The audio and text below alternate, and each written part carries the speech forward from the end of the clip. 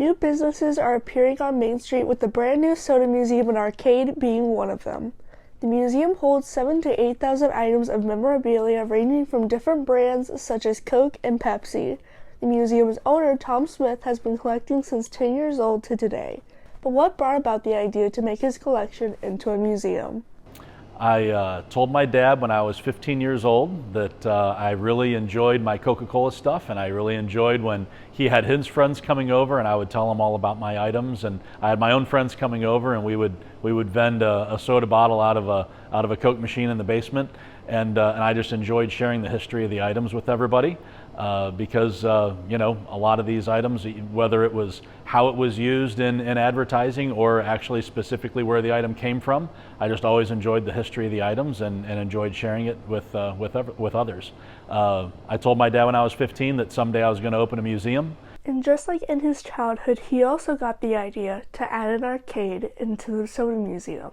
When I was 10, I had a Coke machine, and my friends would come over and they would, for a quarter, they would vend out a soda, and we would hang out and play our video games and Atari and stuff together. And my dad said, "What do you think about me getting a pinball machine?" And I'd put a pinball machine next to your Coke machine. And I said, "That sounds like a great idea."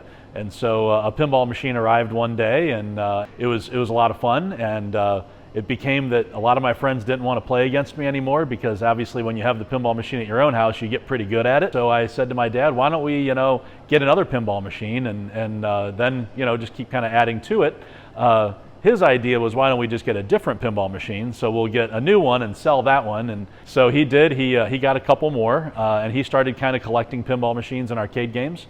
And then after I got married and had kids of my own, I bought some arcade machines for my own game room at my house. And what we have downstairs is kind of half stuff that my dad collected over the years and half stuff that I found. But he didn't want to only show his collection. He also wanted to bring a sense of nostalgia to people who come in.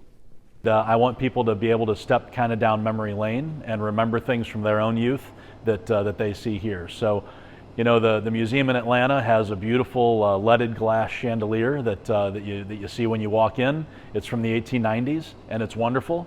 But there's no one that's going to walk into the museum in Atlanta that points up to that and says, "I remember that," because they're long gone.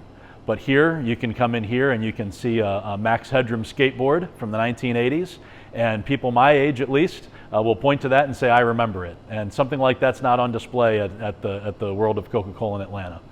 The Soda Museum is going to become somewhere that you can visit more than once, as items are going to be rotated throughout the museum, as the collection might be swapped in and out for different items. And write-ups are now being made to share more of the history for the items.